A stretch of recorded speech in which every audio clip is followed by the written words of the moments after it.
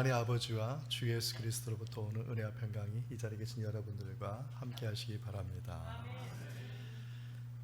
이번 주간에 3월 1일 3.1절이 있습니다. 104주년을 맞이하는 3.1절입니다. 나라와 민족을 위하여서 대한의 독립을 외쳤던 조상들과 순국 선열들의 마음을 돌아보면서 감사하는 마음과 함께 나라의 소중함을 다시 생각하는 뜻깊은 한 주간이 되기를 바랍니다. 지난주 목요일 KBS에서 방영된 하얼빈에서 만나자라는 영상을 보았습니다.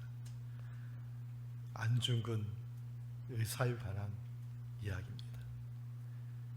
1909년 10월 31살의 한국의 청년 안중근이 동쪽의 블라디보스토크에서 출발하여서 북쪽에 있는 하얼빈으로 향하였습니다.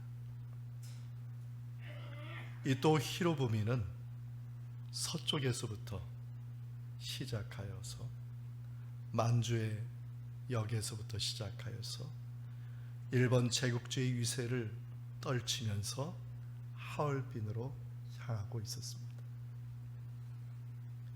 안중근이 하얼빈에 간 이유는 바로 이또 히로부미를 암살하기 위해서였습니다.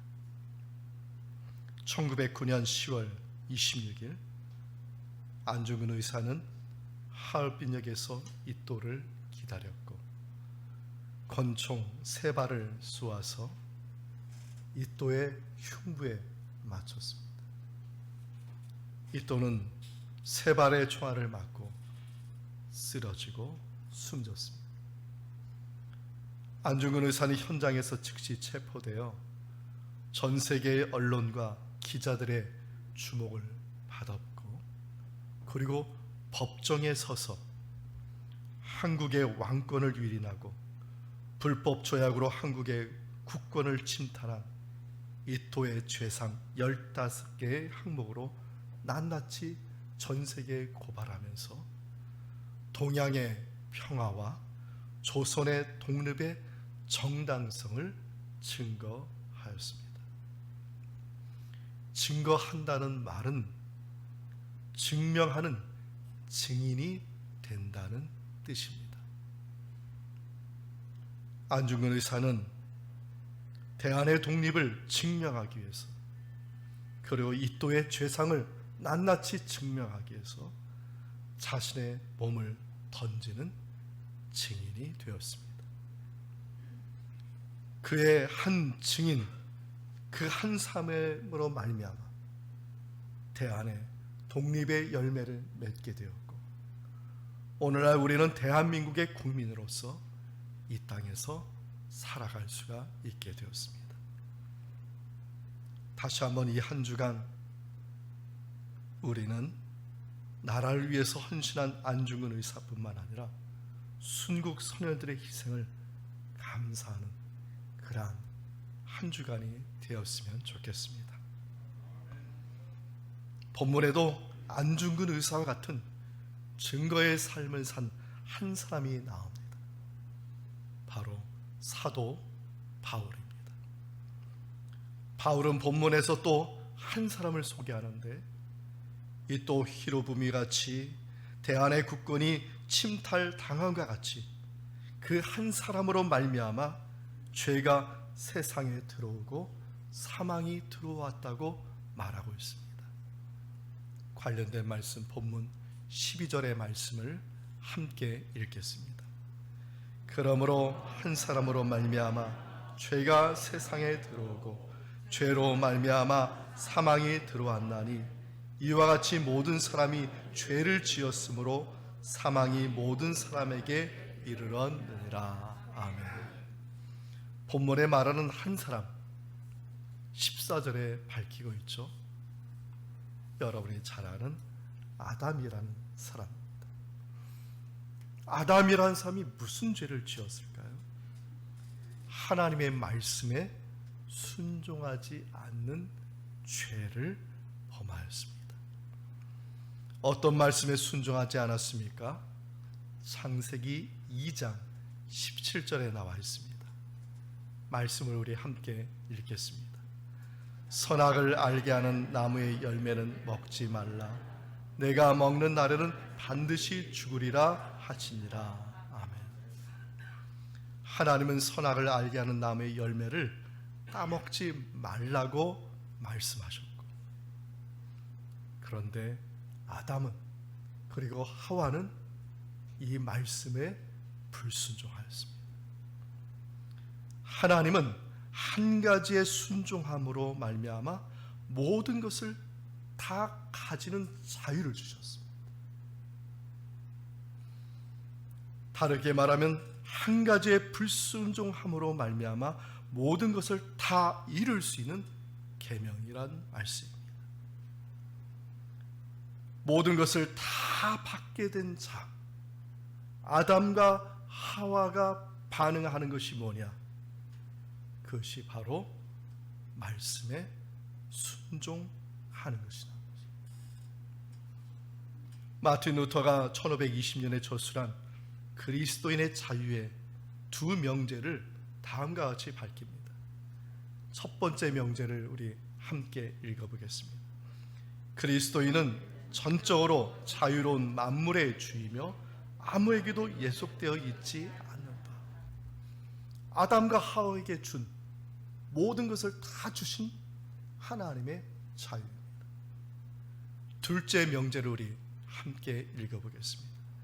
그리스도인은 전적으로 충실한 만물의 종이며 모든 사람에게 예속되어 있다. 모든 것을 다 받은 사람이 보여야 할 반응이 뭐냐? 바로 말씀에 순종해야 한다는 그러한 의미로 볼 수 있습니다. 이 두 명제는 아담과 하와뿐만 아니라 우리들도 여기에 속해 있습니다. 아담과 하와와 우리가 받은 자유이고 또 모든 자유를 받은 자가 보여야 할 당연한 반응이 무엇인가를 말하고 있는 것입니다. 본문은 모든 것을 받았으면서도 마귀 사단에게 속아서 결국 하나님의 계명에 올바로 반응하지 못한 아담과 하와의 죄는 거기에서 끝나지 않고 불행하게도 자손들에게 그리고 모든 인류에게 이르렀다고 사도 바울은 증거하고 있습니다. 여러분 한번 생각해 보십시오. 바울의 이 가르침이 당시 로마 교회에 어떤 반응을 나타냈을까요? 당시 로마의 교회들은 이방인 기독교인들이 대부분이었고, 그리고 아주 소수의 유대인들이 예수님을 믿어 기독교로 개종한 사람들이 있었습니다. 로마서 전체를 읽어보면 로마서의 문제의 화근이 어디에서 왔느냐? 이 소수의 유대인 기독교인 때문이었다는 것이죠. 뒤로 넘어가면 넘어갈수록 이제 그 유대인 기독교인들을 제발 포용하라고 이방인 기독교인들에게 권면하는 말씀을 보면 분명히 알 수가 있습니다. 이 유대인들의 문제는 뭐냐? 자신들은 아담의 죄와 관계가 없다고 생각한다는 것입니다. 자신들은 특별한 종족이고 특권의 의식을 가지고 로마의 교회 교인들을 힘들게 하고 있었습니다. 심지어는 이 유대인들은 이렇게 생각할 것입니다. 내 아들, 내 딸의 아담의 죄가 무슨 관계가 있는가? 이방인들은 원래부터 죄인이었지만 유대인들은 죄인이 아니라는 것이죠. 유대인들의 문서들을 보면은요, 원죄에 관한 기록이 없는 것을 보면 유대인들이 어떻게 생각하고 있는지, 심지어는 예수님을 믿었음에도 불구하고 이 사람들은 어떤 생각으로 가지고 살았는지를 알 수가 있습니다. 이들의 이러한 생각은 어떤 의미가 있습니까? 예수님이 이 땅에 오실 필요가 없는 것이죠. 예수님의 십자가에 달려갈 필요가 없는 것입니다. 이러한 생각들은 예수 그리스도께서 십자가에 달리시면서 그 보혈을 흘리신 그 의미를 크게 훼손하는 그 신년들, 아담의 죄와 나와는 상관이 없고 심지어는 그리스도와 나는 상관이 없다는 그러한 신년들로 발전하게 되는 것입니다. 여러분에게 묻겠습니다. 과연 죄가 신념에 의해서 좌우되는 것입니까? 죄라는 것이 인간의 생각에 의해서 좌우되는 것입니까? 여러분의 생각대로 죄는 컨트롤이 되던가요? 대표적인 사례가 최근에 나왔죠. 지난 25일 연합뉴스에서 1970년부터 80년대 사회 고위층을 상대로 전대미문의 절도 행각을 벌였던 현재 85세 고령이 된 조 씨에 관한 보도가 되었습니다. 그가 젊었을 때 훔친 돈의 일부를 가난한 사람들 위해서 사용한다는 나름의 원칙 때문에 이 사람은 의적이라는, 대도라는 아주 미화된 그러한 칭송을 받았습니다. 1982년에 구속되고 나서부터 도합 15년 동안 수감 생활을 했어요. 출소 후에는 선교 활동을 하거나 경비, 보안 업체, 자문위원을 하면서 새 삶을 사는 듯 했지만 또다시 잦은 범죄로 교도소 신세를 지고 말았습니다. 저도 처음에는 그럴 리가 없다 생각했는데, 근데 그 보도는 진실이었어요. 그것이 최근까지 반복이 되었습니다. 재작년이죠. 2019년도에 절도죄로 징역 2년 6개월 형을 받고 21년 12월에 출소됐어요. 작년에 출소되자마자 한 달도 안 돼서 용인 시내에 있는 전원주택에서 금품을 훔치다가 붙잡혔습니다. 엊그저께 2심 재판부의 판결이 나왔어요. 1년 6개월의 징역형을 선고받았어요. 재판부가 이 85세 된 이 고령의 이 조 씨에게 이렇게 당부했습니다. 이제 더는 죄짓지 마십시오. 평생도록 컨트롤이 안 돼요. 인간의 힘으로는 죄를, 인간의 신념으로 죄를 컨트롤할 수 있는 게 아닙니다. 마태복음 19장 26절에 아주 귀한 말씀을 하고 있습니다. 사람으로는 할 수 없으나 하나님으로서는 다 하실 수 있느니라. 하나님만이 죄의 문제를 해결할 수 있어요. 이 말씀이 누구의 말씀이죠? 예수님의 말씀입니다. 예수님께서 40일을 금식기도 하셨죠. 금식기도 할 때 마귀 사탄이 시험을 하였습니다. 그때 마귀가 와서 말했어요. 돌을 떡으로 만들어 보아라.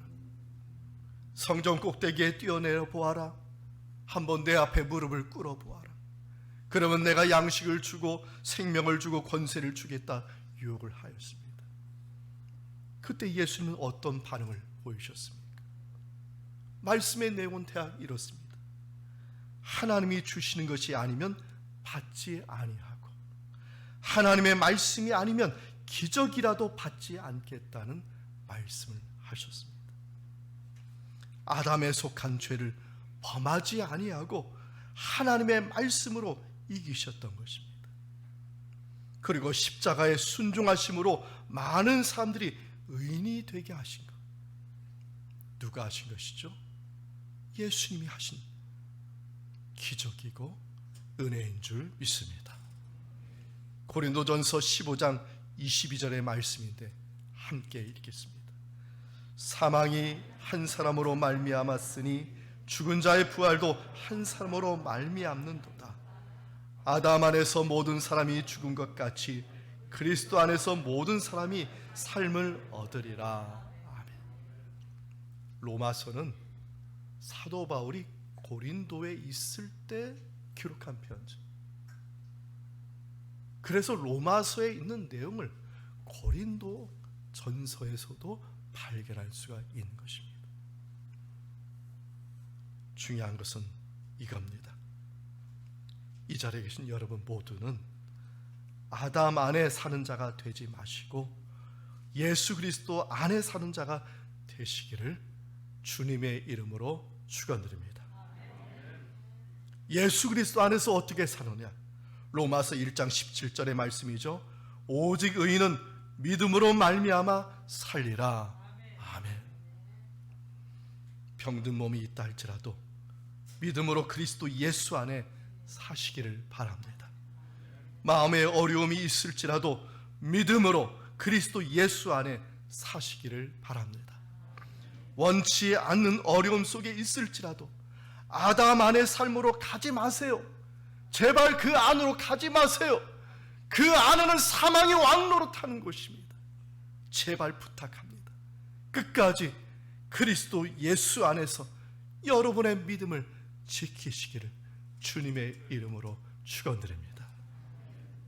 그리스도 예수 안에 있으면 살게 됩니다. 그리스도 예수 안에 있으면 회복이 되는 줄 믿습니다. 그리스도 예수 안에 있으면 우리 주님께서 주시는 하나님의 그 은총을 베풀어 주실 줄 믿습니다. 저와 여러분은 이 일의 증거자가 되어야겠습니다. 세상 많은 사람들이 있잖아요. 예수 믿는 사람들 많잖아요. 그러나 이것을 증거하는 사람 몇 명이나 됩니까? 만약 여러분들이 다 이러한 증거자가 되고 이러한 한 사람이 된다면 이 나라는 변화되고 이 세상은 변화될 줄 믿습니다. 할렐루야. 우리 열림은 교회가 이러한 한 사람들이 날로 늘어나고 날로 번성하여 하나님께 영광 돌리기를 원합니다. 아멘. 하나님은요 은혜를 주시는데요 사람의 생각을 벗어나서 정말 상상할 수 없는 은혜를 주신다는 것이죠. 본문의 17절의 말씀을 함께 읽겠습니다. 한 사람의 범죄로 말미암아 사망이 그 한 사람을 통하여 왕노릇하였은즉 더욱 은혜와 의의 선물을 넘치게 받는 자들은 한 분 예수 그리스도를 통하여 생명 안에서 왕노릇하리로다. 아멘. 일반적인 법과 관습은 사람이 죄를 지었으면 죄에 합당한 벌을 받거나 상응하는 대가를 치루어야 하는 것입니다. 그런 후에야 이 사람이 의로운지 아닌지를 논할 수가 있는 것입니다. 세상의 관점에서 보면 벌과 상하는 대가 없이 의로워질 수 있는 일은 없습니다. 그런데 본문 안에서 보면 한 사람이 범죄하였는데 정죄하거나 심판이 없어요. 하나님은 여기에 상하는 벌과 대가를 치르지 않으셨어요. 어떻게 했습니까? 오히려 그 죄인에게 은혜를 주시고 그 죄인에게 의의 선물을 주시고 그 죄인에게 영원한 생명을 받게 하여 주셨다는 것입니다. 도저히 이해할 수가 없는 것입니다. 우리는 믿음 생활이 오래 지나면 또는 신앙이 식상하게 되면 내가 받은 은혜가 당연하고 마땅한 걸로 생각하는데 그렇지 않습니다. 세상 사람들이 왜 그리스도는 이해하지 못하는 줄 아시죠? 이해가 안 가는 거예요. 이해할 수가 없는 것이죠. 그들은 하나님의 은혜를 모르기 때문입니다. 본문을 보면은요 12절부터 22절까지 여러분의 눈은 아마 원죄인이 죄인이 범죄인이 여기에 지금 눈이 들어갈 겁니다.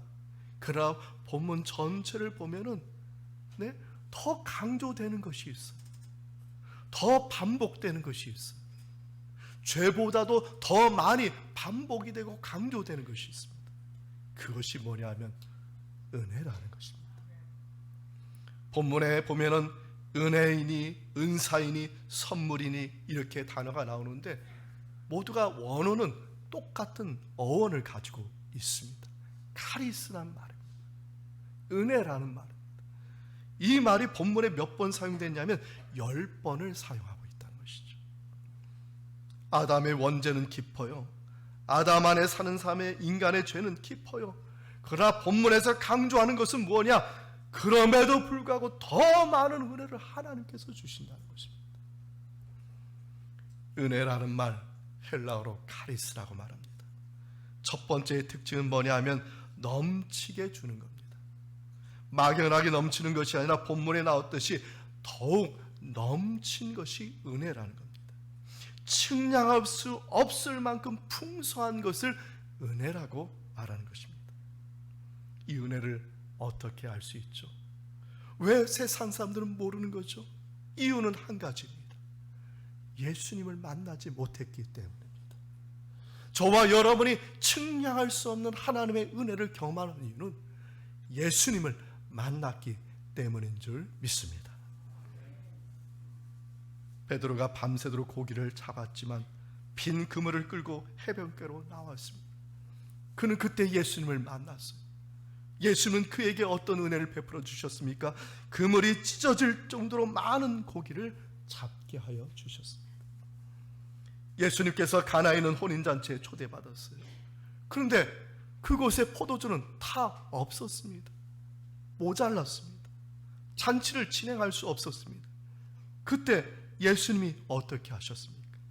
마당에 있는 돌 항아리 6개가 넘치도록 포도주가 넘치도록 가득 채워 주셨습니다. 예수님을 따르는 무리들이 지쳤어요. 배고팠어요. 그때 예수님께서 그 배고픈 사람들에게 양식을 주실 때 이거나 먹으라 하고 조그마한 양식을 주셨습니까? 오병이어의 작은 양식을 가지고 기도하셔서 더 많은 사람들이 12강주가 넘도록 모자람이 없도록 풍성하게 베풀어 주셨다는 사실. 하나님의 은혜는 모자람이 없는 줄 믿습니다. 하나님의 은혜는 측량할 수가 없어요. 문제는 뭔지 아시죠? 내가 믿지 않기 때문에. 내가 믿지 않기 때문에. 나는 이것만 원하잖아요. 이것만 기도하잖아요. 그거 주세요. 그럼 그 다음은 어떻게 할 겁니까? 하나님은 은혜를 주시되 풍성하게 주시니 어느 정도로 풍성하게 주시느냐? 죄의 권세를 삼키도록 그 은혜를 베풀어 주신다. 할렐루야. 이 삼킨다는 말의 또 하나의 의미가 카리스라는 말입니다. 저는 이 뜻이 오늘 본문에서 여러분이 적용할 말씀이라고 생각합니다. 아담의 죄와 그로 인한 모든 인류의 죄가 의의 선물로 받게 된 것은 예수 그리스도의 십자가의 보혈 때문입니다.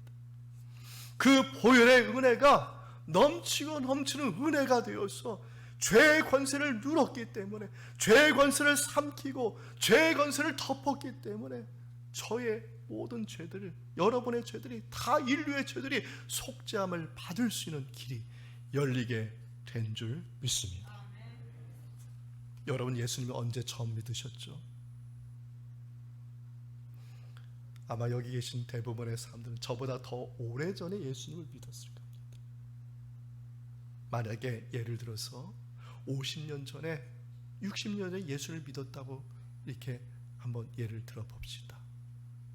만약 그 은혜를 정말 풍성하게, 정말 그 예수 그리스도의 십자가의 보혈의 은혜, 십자가의 은혜를 풍성히 받았다고 생각해 봅시다. 그러면 그 은혜가 그때로 끝났습니까? 여러분의 죄는 그걸로 끝났습니까? 마음으로 짓는 죄, 생각으로 짓는 죄, 1초 2초만 지나도 생각이 그냥 딴 데로 흘러버리고, 하루에도 세를 수 없는 수만 가지의 마음으로 짓는 죄, 생각으로 짓는 죄, 행위로 짓는 죄 그렇게 많은데도 불구하고 여러분들은 어떻게 지금 이 자리에 설 수가 있습니까? 하나님의 은혜는 그래서 모자람이 없고 풍성하고 풍성하다는 것입니다. 내가 주님 앞에 나가서 나의 죄를 고백하고 나의 죄의 사함을 정말 예수의 그리스도의 이름으로 구하면 우리 주님은 날마다 아니 매 시간마다 매 주마다 저와 여러분의 죄를 다 삼켜주시고 덮어주셔서 죄 용서함 받아서 복된 주님의 자녀 되게 하시는 줄 믿습니다.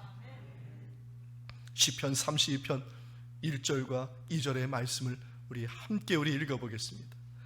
허물의 사함을 받고 자신의 죄가 가려진 자는 복이 있도다. 마음에 간사함이 없고 여호와께 정죄를 당하지 않은 자는 복이 있도다.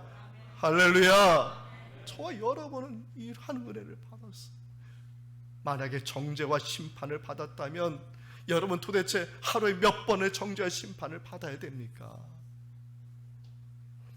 인생 80년, 100년 살면서 도대체 몇십만 번, 몇백만 번의 정죄와 심판을 받아야 됩니까? 우리는 이제 이렇게 큰 주님의 은혜를 받은 사람들입니다. 사랑하는 성도 여러분, 중요한 것은 이것입니다. 끝까지 예수 그리스도 안에 믿음으로 머무는 자가 되시기를 주님의 이름으로 축원드립니다.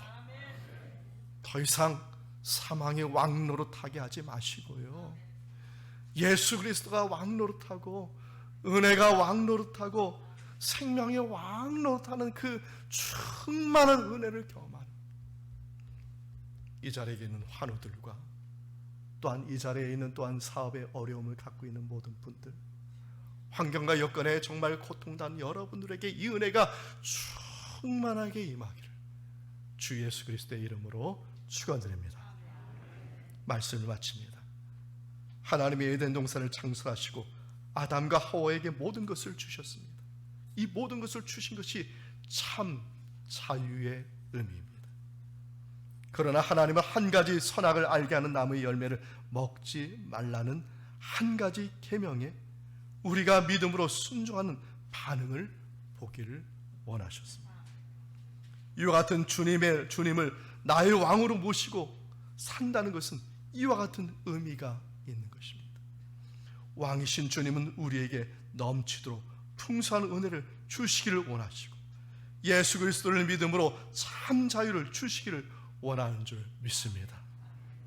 이와 더불어 주님은 우리에게 모든 것을 받은 자로서 믿음을 또한 보시기를 원하시고 그 믿음의 반응을 보기를 원하신다는 것입니다. 본문은 말합니다. 한 사람의 순종함으로 모든 사람이 의인이 되게 하리라 하였습니다. 근데 시제를 보면은 과거형이 아니고 현재형이 아니라 미래 시제라는 것입니다. 분명 여기 한 사람은 예수 그리스도이시죠. 과거, 지금 로마서를 기록한 것은 지금 예수님의 사건은 과거예요. 근데 과거형으로 쓰지 않고 현재형으로 쓰지 않고 미래 시제로 썼다는 것이죠. 이러한 의미에서 저는 이 한 사람은 누구냐? 예수 그리스도를 왕으로 모시고 믿음으로 살아갈 우리들을 말하는 것이 아닐까 생각합니다. 왕이신 주님 안에서 흔들리지 않고 이 한 사람으로 사시기를 바랍니다. 그리고 믿음의 증인이 되십시오. 그 한량없이 풍성한 그 하나님의 은혜를 경험하고 많은 사람들에게 증거하고 그것을 또 증명하는 그러한 증인의 삶을 사시는 저와 여러분이 되기를 이 사순절 첫째 주 예수 그리스도의 이름으로 축원드립니다. 아멘. 이 말씀의 은총이 예수 그리스도 안에서 여러분의 마음과 생각을 지키시기 원합니다.